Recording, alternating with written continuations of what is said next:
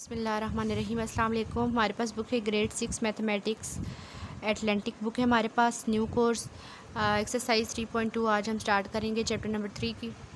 तो चलिए स्टार्ट करते हैं।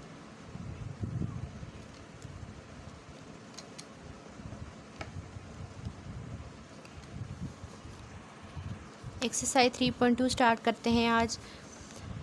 Apply index notation for the following. यहाँ पे हमने इंडेक्स नोटेशन अप्लाई करनी है, आपने इनको पावर की फॉर्म में लिखना है। तो चलिए स्टार्ट करते हैं। क्वेश्चन नंबर 1 को मैंने सॉल्व कर लिया है। यहाँ पे 3.2 का क्वेश्चन नंबर 1 है। First part 3 × 3 × 3। ठीक है, यहाँ पे 3 कितनी दफ़ा मल्टीप्लाई हो रहा है? 4 टाइम्स। 1 2 3 4 टाइम्स जहाँ पे मल्टीप्लाई हो रहा है 3। तो इंडेक्स नोटेशन हमें कहती है कि हमने इसको पावर फॉर्म में लिखना है। तो 3 आपने लिख के उसकी पावर बना देनी है जितनी टाइम्स वो नंबर आ रहा है। 1 2 3 4 टाइम्स आ रहा है तो 3 की 4 आप इसको लिख देंगे, 3 पावर 4। सेकंड आपके पास आ रहा है 5 × 5 × 5। यहाँ पे 5 3 टाइम्स आ रहा है तो 5 ऊपर पावर में 3 लिख देंगे हम।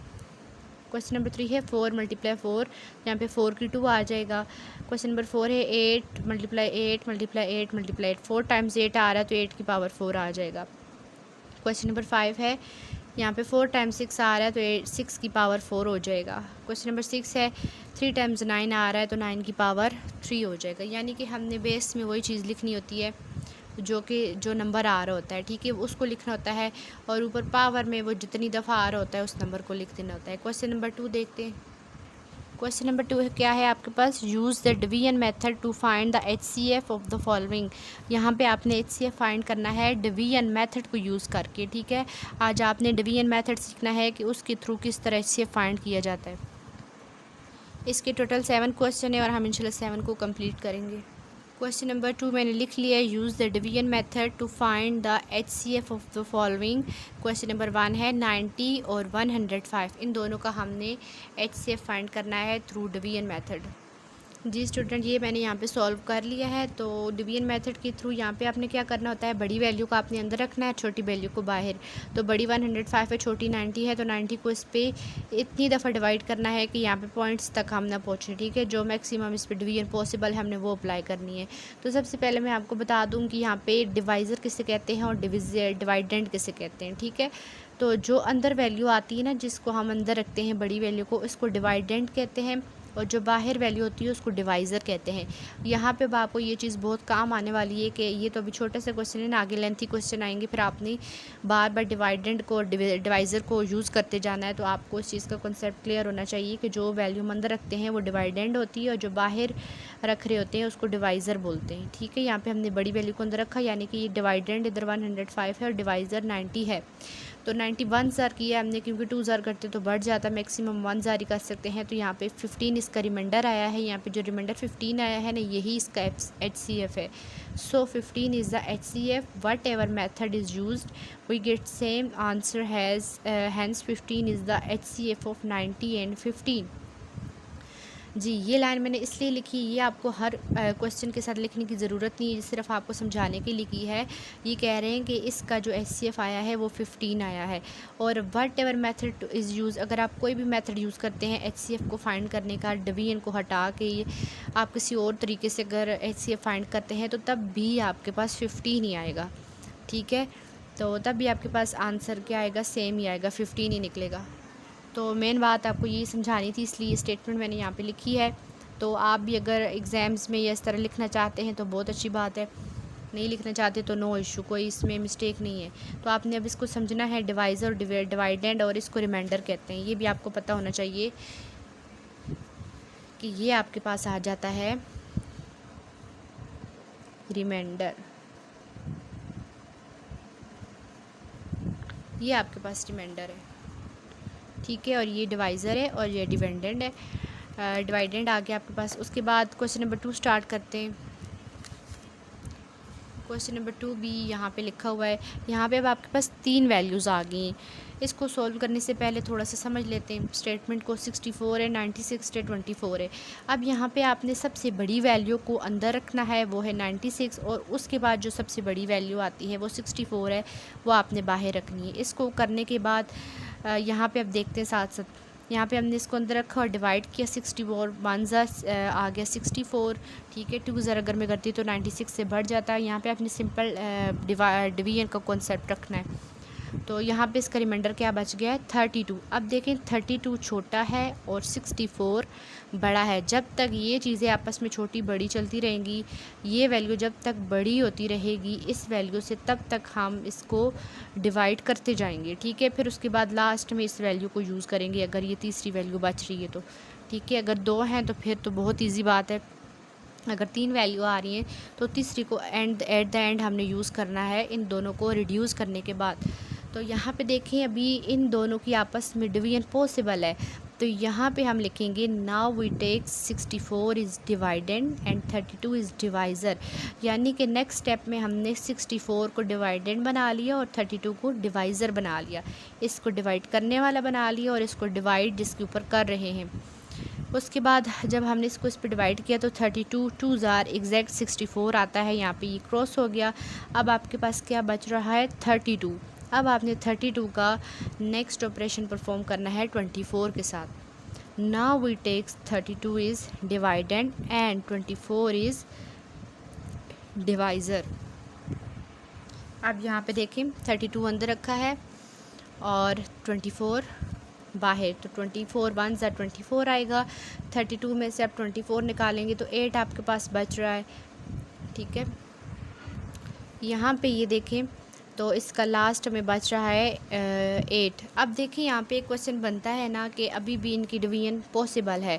अब यहाँ पे एक स्टेप और हम करके चेक कर लेते हैं। यहाँ पे हम 8 को डिवाइज़र बनाते हैं और 24 को डिवाइडेंड बनाते हैं, यानी इस तरह 8 3 ज़ार 24। तो देखें फिर भी 8 ही बच रहा है। इस तरह से भी इसका रिमाइंडर 8 आ रहा है। जो रिमाइंडर होता है वो हमारा HCF होता है। तो इधर भी जो बच रहा है 8 ही बच रहा है। तो इस मीन के हैंस 8 इज़ HCF। जो इसका HCF निकला है इस क्वेश्चन का वो 8 है। क्वेश्चन नंबर 2 का 3 पार्ट करते हैं। 60 और 32 का आपस में HCF फाइंड करते हैं डिवीजन मेथड के through. We take 60 is divided and 32 is divisor. यहाँ पे ये देखें 32 वन ज़ार 32 किया है तो 28 रिमाइंडर बचा है। अब इन दोनों में से हमने फिर लेना है। हम लिखेंगे now we takes 32 is divided and 28 is divisor. Divisor बाहर आता है, डिवाइडेड अंदर आएगा। 28 वन ज़ार 28 4 बचा है यहाँ पे। तो इसका HCF आ गया हमारे पास 4। इसका 4th पार्ट करते हैं। अब 4 पार्ट है 314 334। Now we takes 334 is divided and 314 is divisor, ठीक है। फिर हमने इसको इस फॉर्म में लिख के उसके बाद 314 वन ज़र करेंगे, क्योंकि 2 ज़र करें तो वो इससे वैल्यू इंक्रीज़ हो जाती है। तो आपने 300 वन ज़र करेंगे तो 314 आएगा। इसमें से इसको माइनस करेंगे तो 20 आपके पास रिमाइंडर आ रहा है। फिर आपने इन दोनों में से अब डिवाइज़र और डिवाइडेड को लिखना है। Now we takes 314 is divided and 20 is divisor. Divisor बाहर आता है और ये छोटा होता है अंदर वाली वैल्यू से। तो यहाँ पे आपने 20 को 1 ज़ार पहले अप्लाई किया, 31 पे 21 ज़ार 20, 31 में से 20 माइनस किया तो आपके पास 11 आ गया। अब 4 को नीचे उतारा है साथ, ठीक है। 114 पे 20 का टेबल गिनेंगे तो वो 5 ज़ार आएगा 100।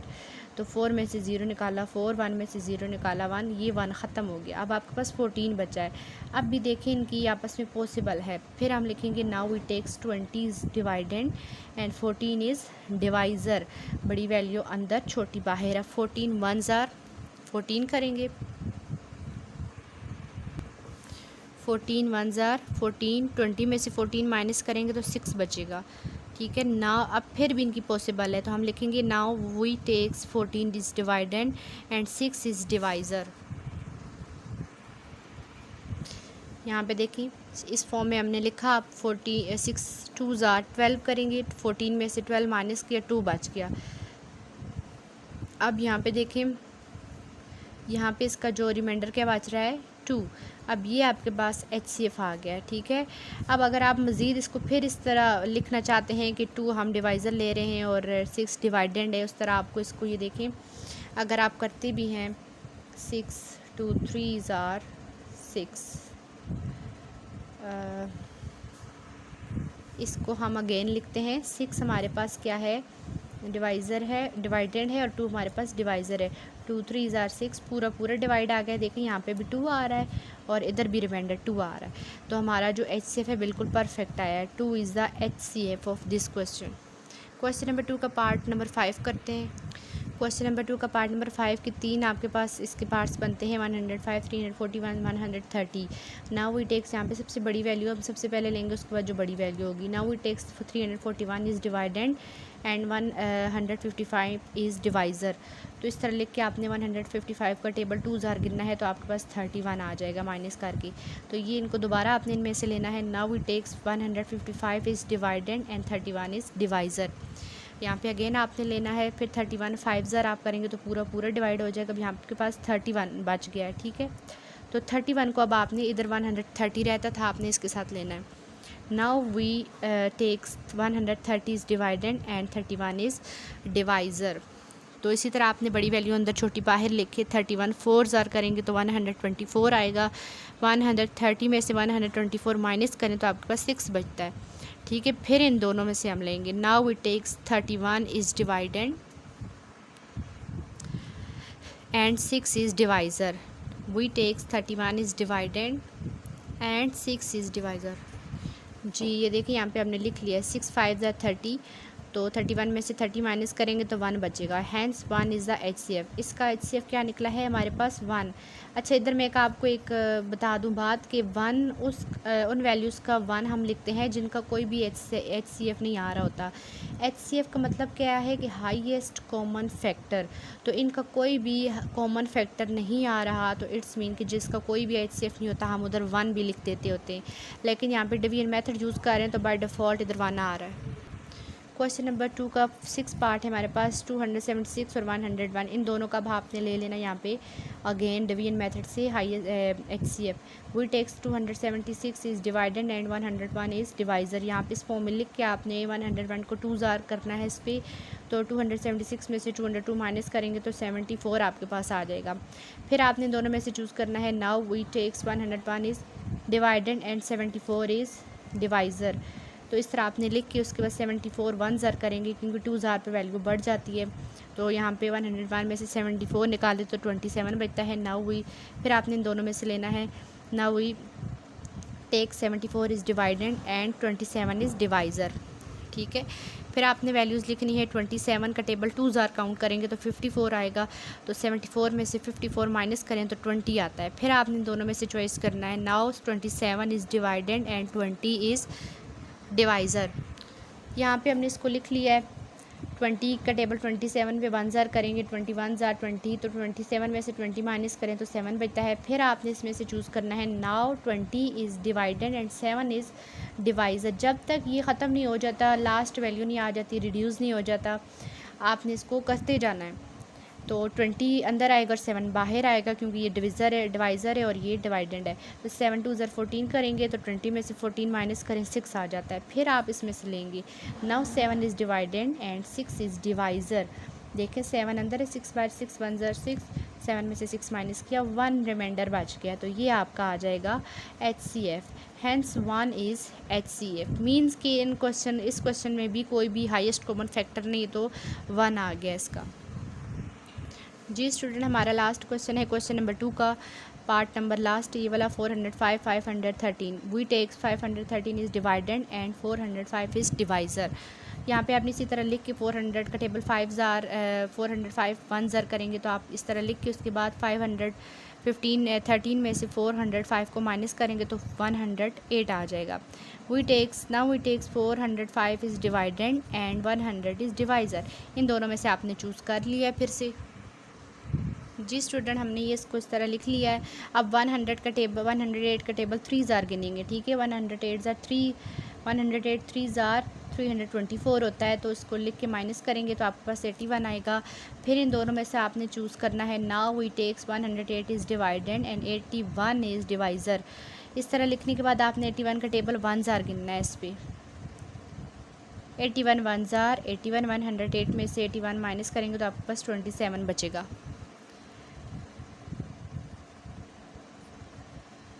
Now it takes 81 is divided and 27 is divisor. ठीक है। 27 3 ज़रा आप इस पर करेंगे तो पूरा पूरा डिवाइड हो जाएगा। इट्स मीन कि आपका जो LCM HCF आ गया है वो 27 आ गया, हैंस 21 इज़ HCF। ठीक है, ये आपके पास इसका HCF आ गया 27। क्वेश्चन नंबर हो गया है सेकंड वाला कंप्लीट। क्वेश्चन नंबर 3 को रीड करते हैं। Find the HCF by prime factorization method for the following. अब हमने HCF ही फाइंड करना है लेकिन प्राइम फैक्टराइजेशन मेथड के थ्रू। HCF को फाइंड करने के हमारे पास बहुत सारे तरीके हैं। अभी पीछे जो हमने किया है वो डिवीजन मेथड के थ्रू किया है और अभी हम कर रहे हैं प्राइम फैक्टराइजेशन मेथड के थ्रू। ठीक है, इसको फॉलो करते हैं। इसके हमारे पास क्वेश्चन हैं, टोटल 8 क्वेश्चन है। जी स्टूडेंट, क्वेश्चन नंबर 3 का फर्स्ट पार्ट है, first we find prime factor of 44 and 36।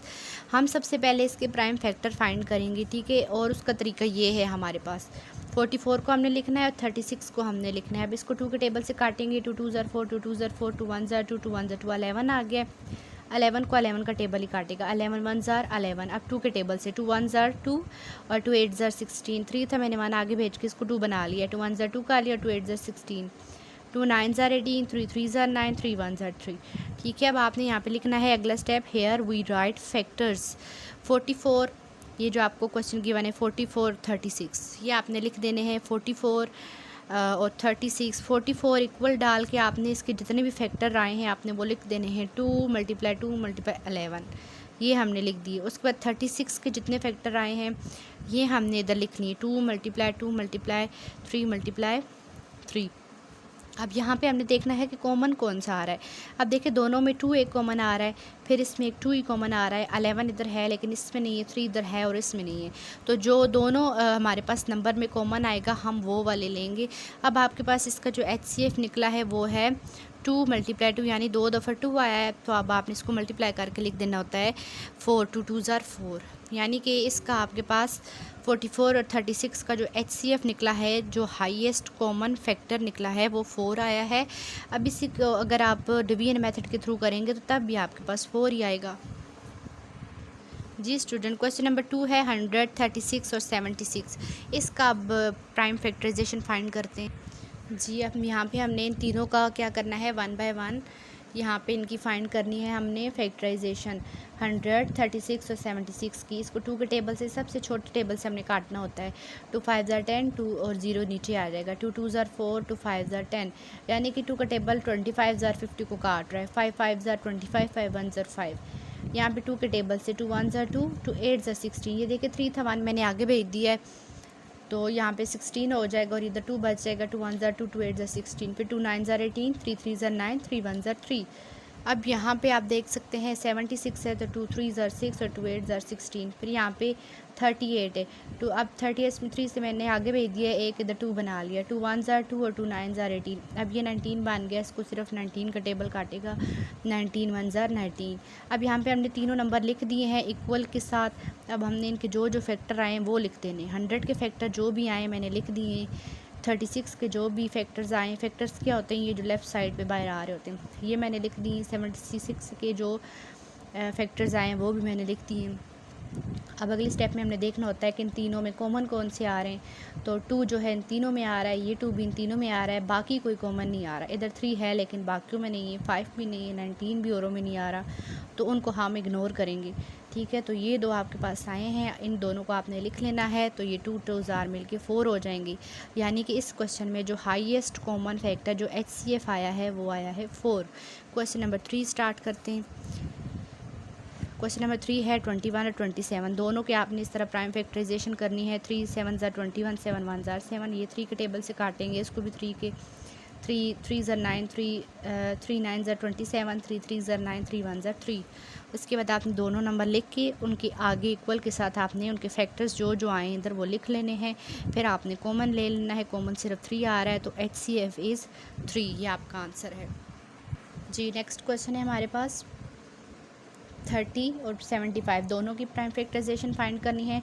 2 1 ज़र 2, 2 5 ज़र 10, 2 5 ज़र 15, 5 1 ज़र 5, 3 2 ज़र 6, ये 6 बना लिया। 1 मैंने आगे भेज दिया। 2 5 ज़र 15 हो गया, सॉरी 3 5 ज़र 15 हो गया। 3 2 ज़र 6, 3 5 ज़र 15। अब 5 के टेबल से काटा है। 5 5 ज़र 25, 5 1 ज़र 5 आ गया है।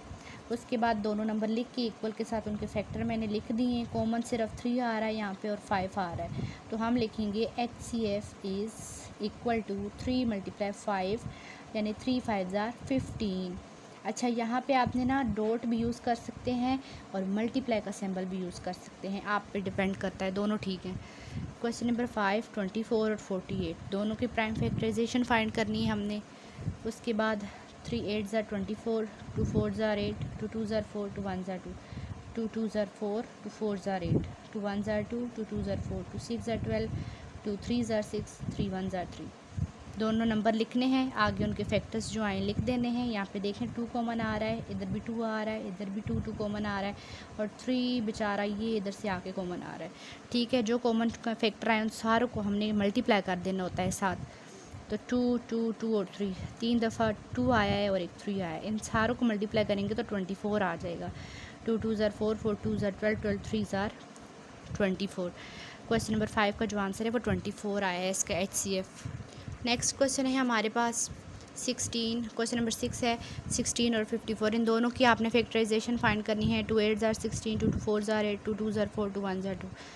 यहाँ पे 2 2 ज़ार 4, 2 7 ज़ार 14, 5 था 1 मैंने आगे भेज दिया तो 2 बना लिया है, 4 बना लिया है। 2 2 ज़ार 4 कर लिया, 2 7 ज़ार 14 कर लिया। अब 3 9 ज़ार 27, 3 3 ज़ार 9 और 3 1 ज़ार 3। अब यहाँ पे आपके पास दो फैक्टर कौन से आए हैं, एक 16 आया और एक 54 आया है। ठीक है, 64 के जितने फैक्टर आए आपने लिख देने, 54 के जितने फैक्टर आए हैं आपने लिख देने। अब इसमें से कॉमन सिर्फ 2 आ रहा है। ठीक है, सिर्फ 2 इसमें से कॉमन आ रहा है, तो आपने HCF लिख देना है 2, हाईएस्ट कॉमन फैक्टर इज़ 2। उसके बाद आ रहा है आपके पास क्वेश्चन नंबर 7 है। 22 और 132। 22 की आपने ये करनी है 2 11 ज़ार 22 होता है, देखें 2 1 ज़ार 2, 2 1 ज़ार 2। 11 के टेबल ने काटा है, 11 1 ज़ार, सॉरी यहाँ पे सिंगल 1 आता है हमारे पास, यहाँ पे 1 आएगा। 2 11 1 ज़ार 11। उसके बाद यहाँ पे 2 6 ज़ार 12 और 1 मैंने आगे भेज दिया था 13 में से, तो 2 6 ज़ार 12 और 2 6 ज़ार 12। 2 3 ज़ार 6, 2 3 ज़ार 6, 3 1 ज़ार 3, 3 1 ज़ार 3, 11 1 ज़ार 11। ठीक है, यहाँ पे आपके पास आ गया 22 और 132। अब 22 के कितने फैक्टर हैं आपके पास बने हैं, 2 और 11 वो लिख दिए। 132 के कितने फैक्टर्स हैं वो भी आपने लिख दिए। अब इनको कॉमन कर लेना है। 2 एक कॉमन आ रहा है, दूसरा एक 11 कॉमन आ रहा है, तो हाईएस्ट है, यानी कि 2 और 11 आपस में मल्टीप्लाई होकर 22 हो जाएंगे। इट्स मीन कि आपके पास जो HCF आया है वो 22 आया है। क्वेश्चन नंबर 8 आगे हमारे पास 63 और 112, इन दोनों के भी आपने फैक्टराइजेशन फाइंड करनी है। 63 और 112 की भी 3 के टेबल से काटा है मैंने। 3 2 ज़ार 6, 3 1 ज़ार 3, 3 7 ज़ार 21, 7 1 ज़ार 7। यहाँ पे 11 था 1 मैंने आगे भेज दिया है। 2 5 ज़ार 10 और 2 6 ज़ार 12, 2 2 ज़ार 4, 2 8 ज़ार 16। 5 में से 1 मैंने आगे भेजा है ना, 4 बना लिया था, तो 2 2 ज़ार 4 कर लिया, 2 8 ज़ार 16, 2 1 ज़ार 2, 2 4 ज़ार 8, 2 7 ज़ार 14, 7 1 ज़ार 7। उसके बाद दोनों नंबर लिख दिए, दोनों नंबर के जो फैक्टर्स आए वो मैंने लिख दी। 63 के ये हैं, ये लिखे हैं। 112 के फैक्टर ये हैं, ये इसके आगे लिख दिए। कॉमन इसमें से सिर्फ 7 आ रहा है, बाकी 2 देखें इधर है, इधर कहीं नहीं है। 3 इधर है और इधर नहीं है, तो हमने वो लेना होता है जो दोनों में कॉमन आ रहा हो, या तीनों, अगर 3 वैल्यू तो तीनों में कॉमन आ रहा हो, 2 वैल्यू हैं तो दोनों में वो कॉमन आ रहा हो। तो यहाँ पे हाईएस्ट कॉमन फैक्टर एक 7 ही है, तो हम लिखेंगे HCF इज़ 7। जी स्टूडेंट, ये हमारा लास्ट क्वेश्चन था जो कि कंप्लीट हो चुका है, क्वेश्चन नंबर 3 का।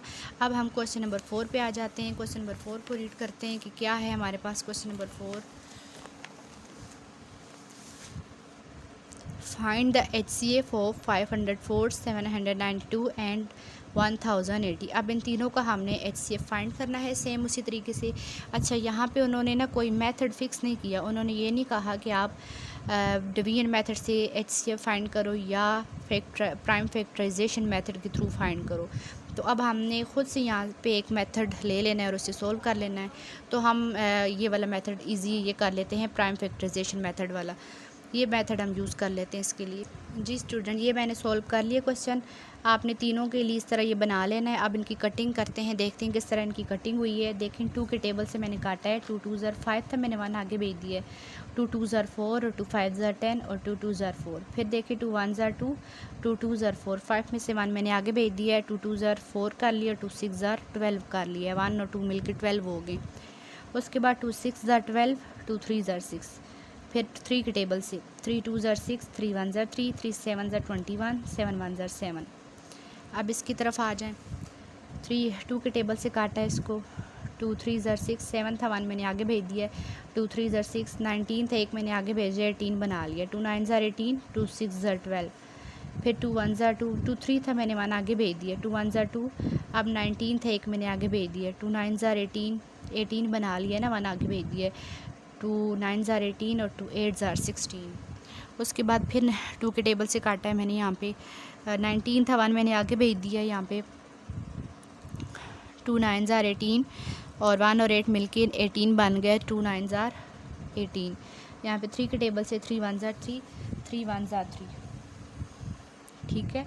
उसके बाद 11 के टेबल से काटा, 11 1 ज़ा 11। अब यहाँ पे आ जाएं, 2 के टेबल से कटिंग हुई है इसकी, 2 5 ज़ा 10, इस पूरे को 2 5 ज़ा 10, 2 4 ज़ा 8, 0 नीचे उतार दिया मैंने, 2 2 ज़ा 4, 5 था 4 मैंने 1 आगे भेज दिया, 4 बना लिया, 2 2 ज़ा 4, तो और ये 1 और 4 मिलके 17 हो गए, 2 7 ज़ा 14 और 0 फिर से नीचे, 2 ये देखिए 2 1 ज़ा 2 और ये 7 था 1 मैंने आगे भेज दिया, 6 बना लिया, 2 3 ज़ा 6 और 1 और 0 मिलके 10 बन गए, 2 5 ज़ा 10।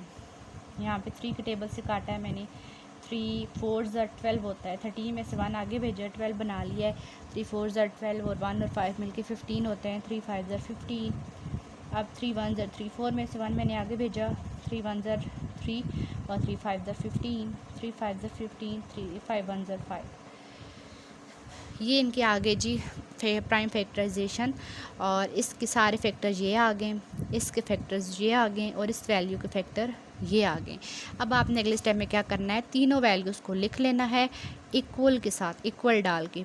उसके बाद 504 के जितने फैक्टर आए हैं आपने उसको डॉट के साथ लिख देना है, 792 के जितने फैक्टर आए हैं वो लिख देने, 1080 के जितने फैक्टर आए हैं ये साइड वाले वो आपने लिख देने। अब इनमें से आपने कॉमन ले लेना है जो तीनों में सेम आ रहा हो नंबर, 2 इधर भी देखें, 2 इधर भी आ रहा है, इधर भी आ रहा है, यहाँ पर भी है, और ये 3 आपके पास आ रहा है, ये आपके पास 3 आ रहा है। अब आपने HCF लिख के लिख देना है कि जितने आपके पास ये कॉमन फैक्टर आए ना आपने इनको डॉट के साथ लिख देना है, ठीक है। 2 डॉट 2 डॉट 2 डॉट 3 डॉट 3। अब इन तीनों को मल्टीप्लाई करें, 2 2 इन सारों को मल्टीप्लाई करना है, 2 2 ज़ा 4, 4 2 ज़ा 8, 8 3 ज़ा 24, 23 ज़ा 72। तो आपके पास जो HCF निकल आया है वो निकल आया है 72।